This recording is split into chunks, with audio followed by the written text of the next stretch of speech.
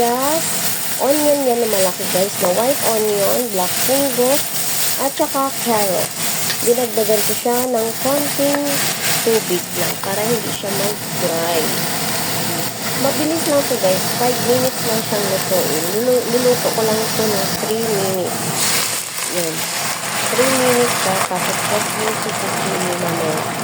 At ang dinagdagan ko din na yan ng panlasa na toyo, oyster sauce, brown sugar, konting pepper, konting chicken powder.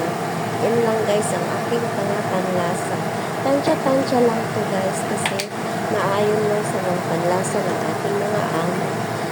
Subukan nyo to guys.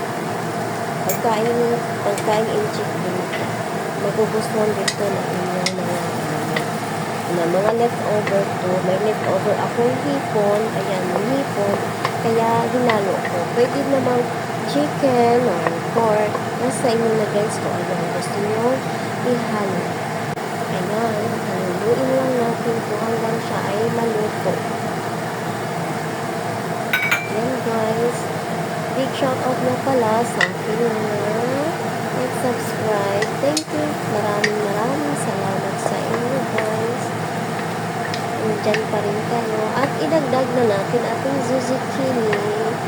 Hiniwa ko ito siya ng pahaba guys. At binabad ko ito siya. Hindi ko lang siya na-videoan talaga kasi wala na akong oras.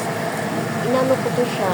Binabad ko ito siya sa tubig na may asin. Sa kapiliga. At piliga hanggang at pinalawa at pinabanlugasan hanggang mawala yung at crispy pa rin ito siya guys. Sigurado magugustuhan ito na inyong mga mabilis at mura lang ito guys na na ulam. At naglagay ako dyan ng konting chicken powder na pampalasa. Nagdagdag ako ng pampalasa guys. At pinagdagan ko rin dyan ng konting ayoko kasi yung dry siya. Konting tubig. Pinagdagan ko rin guys ng konting tubig. Niluto ko lang siya. 1 minute lang yan siya guys. Pagluto ko. 1 minute lang yan. Kasi ang zucchini naman guys ay madali lang. 1 minute lang yan or seconds. Mabilis lang siya guys. Zucchini.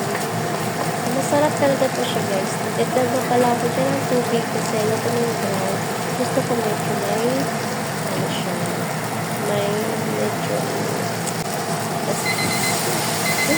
may konting water, may konting sauce.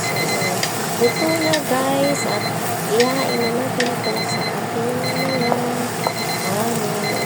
ito na pala ang ating finished product. Ayan, tcharam!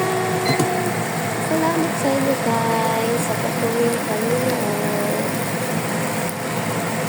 Nawag kayo magsawang manood at mag-subscribe. Click the button below and like and share. Thank you guys. Bye. See you tomorrow. Bye.